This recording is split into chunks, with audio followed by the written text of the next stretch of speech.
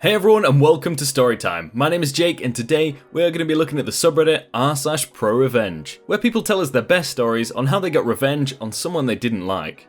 If you're new to the channel, please do hit subscribe down below so that you never miss out on another video. But for now, let's sit back, relax and enjoy some pro-revenge. My dad got pro-revenge for me and I didn't even know it.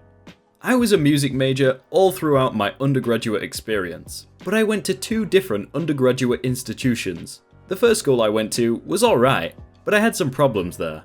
I won't list them all, but some examples include a professor literally going crazy in a classroom by threatening to ill two students, my voice professor telling me I was nothing special in an offhanded comment like it was no big deal, and I had an emotional breakdown my last entire sophomore year. The kind that other people should have been worried about. I talked to my parents and told them that I needed to drop out of that school and transfer to one closer to home as I was really miserable. My mum and dad were really supportive of the move, though the problem was the school I wanted to go to was a much more expensive private school. So they offered to let me live at their house and I could commute from there to save some money. It was only about a 20-minute drive or something. The first semester of my junior year went pretty well. I made some friends, took a lot of interesting classes, and I definitely felt better from a mental health standpoint. I didn't get as good as grades as I would have liked, but this was a private school that had a lot more rigorous standards, so I didn't mind. That is, until the second semester. I was sitting in my advisor's office, a full/tenured professor of, I want to say music composition? I don't really remember. Anyway, he pointed out that I was going to have to take the final level of music theory in order to get my prerequisites out the way. At my old school, I only had to complete music theory levels 1 through 3, but my new school required one more semester. I did okay at music theory beforehand, so I agreed and was enrolled. Apparently, there was a huge discrepancy between what my first school taught and my new one. I was floundering, like not C or D level of not getting it, but 20 to 30% F levels of pure confusion. It became clear after a few weeks there was no hope of me being able to pass, so I had a meeting with the two professors who taught theory. One was a theory teacher and the other taught sight reading. We agreed that I would drop the course and audit music theory 2 and 3, so I could get caught up. The problem was that these classes were 5 days a week, and since the other class was later in the day, I informed them that I would not be able to make the Tuesday/Thursday class as I already had another class scheduled for that time. The two professors were fine with this arrangement as long as I would audit both portions of Music Theory 3 for the next semester. I agreed and thought that was that. Everything seemed fine for a first month. It was clear that I was doing alright as far as the Theory 2 class was concerned, and I only missed one of the classes when a classmate/friend hurt his hand, so I drove him to the hospital. Since I was auditing the class, my classmates and I agreed that it made most sense for me to do it. A little around spring break, I cannot remember if it was before or after, I got home and my parents looked a little perplexed. I asked them what was the matter and my mum handed me a letter. I looked at the letter and it was addressed to my parents. I look at the letter inside and it was, once again, addressed to my parents. I don't remember the exact wording of the letter, but it started off by telling my parents that I had been skipping half of the classes that I had been auditing. It continued on to talk about how irresponsible I was behaving and I should change my major to something less strenuous because I was not cut out to be a musician because I clearly didn't have the drive. The letter was signed from my advisor. I was absolutely shocked by this. Now, of course I had told my parents about the arrangement I had made with the other professors before, so when I rapid fire tried to defend myself by reminding them that I had another class at the time and couldn't make it to the other portion, and about my one unexcused absence. Fortunately, my parents believed me, but what they were concerned about is why the letter was sent in the first place. I truly didn't know, and excused myself to my room, saying I had to use the bathroom.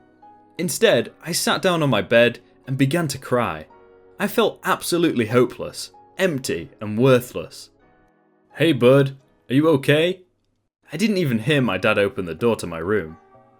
Oh, I scrambled to compose myself. I felt embarrassed that my dad walked in on me crying. Keep in mind that I was turning 21 soon. I'm fine, It's alright buddy, my dad said.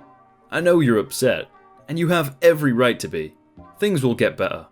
I promise you. He then shut the door quietly. Though I was still shaken up by the letter, I managed to power my way through the rest of the semester.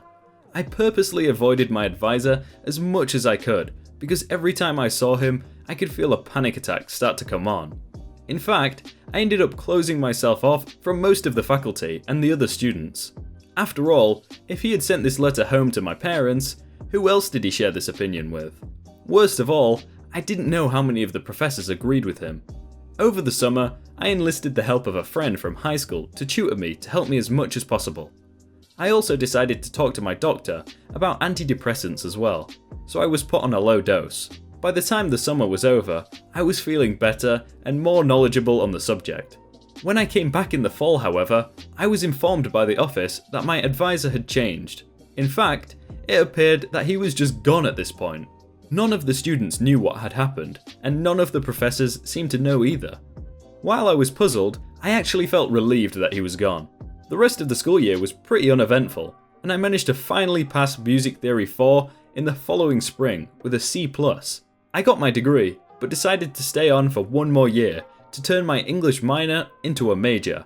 At that point, I was pretty burned out on the whole music thing, and I'm really happy that I had another avenue to pursue. Around 4 or so years later, I was excited to find out that I had been accepted into a PhD English program. I was talking with my dad about how excited I was going to be back to school, since I had spent the last year just adjunct teaching. I'm not sure how the topic came up, but I started talking to him about how worried I was about how the professors were going to be. Spoilers, the professors at my PhD program turned out to be wonderful. They can't be any worse than that crazy professor I had at the old undergraduate, or my advisor that wrote that letter to you and Mum. Remember that? I said. Of course I do, Dad said. I got him fired. I didn't know how to respond to that. All I could do was turn to face him with, I assume, my eyes as wide as I could possibly get them. You never told me that, I said after a couple beats of silence. I'm telling you now, he said. What happened? My dad was not happy to have received the letter from my advisor at all, but he told me that when he found me in my room crying, that he wasn't going to let it slide. A week or so after we got the letter, Dad told me that he had waited until almost the end of the school day on Friday, when he knew I wasn't going to be on campus, and barged into the Dean of Music's office without any warning. He then described a scene in which he spent about half an hour screaming. Yes, screaming at the Dean for allowing such a disrespectful violation of my privacy to have taken place. For those of you who don't know, schools are required to follow the rules of FERPA, or the Family Educational Rights and Privacy Act, which protects the privacy of students in such that schools are not supposed to release records on individual students. When students are minors, only their parents/legal guardians are able to know how a student is progressing, but in college, only the student has that right unless the proper forms have been filled out. I never filled out any such form, so because my advisor had sent the letter to not only my parents' house, but directly addressed to them, he had violated my FERPA rights. My dad had 4 major advantages in his confrontation. First, he had a letter in hand which had been sent from and signed by my advisor. Second, my dad was a school teacher at one point in his life, so he was aware of the FERPA and how serious schools had to take it. Third, he was a businessman, MBA, which doesn't sound like much, but due to the nature of his job, he had made friends with several attorneys over the years. And finally, he had a master's degree in psychology, so he was in full control of the situation the entire time. He demanded that my advisor be fired/forced to resign, which was going to be difficult because he was tenured, or else he would bring down a legal storm on this university. He continued on that the professor had not only violated my FERPA rights, but caused severe emotional trauma to me. And, I'm sure, a lot of other scary sounding, I'm going to sue the crap out of you phrases. When he was finished, he refused to let the dean speak, turned around and walked out of the door. After opening the door, he turned around. And if my son hears about this conversation or gets any retaliation, our next conversation won't be as pleasant as this one. Then he slammed the door and walked out of the building. During the rest of my time at that school, I, clearly, never heard from anyone what happened, and I didn't recall any form of retaliation. My dad finished his story by telling me that my tenured advisor was then forced to resign, which is why he was gone. Wow, was all I was able to say. Yeah, sorry I never told you about that, my dad said. I didn't want you to worry about things like that. My parents have been extremely supportive of me for my entire life, but it was amazing to hear just how far my dad was willing to go for me. I'm glad he has my back. Thank you, Dad. Love you. Hey everyone, I hope you're all having a really good day and that you enjoyed that video. If you want to check out some other videos, then click on screen right now or check out the playlists down below. If you enjoyed that video, then remember to leave a like on it and subscribe if you aren't already. But thank you again for watching, and I will see you very soon.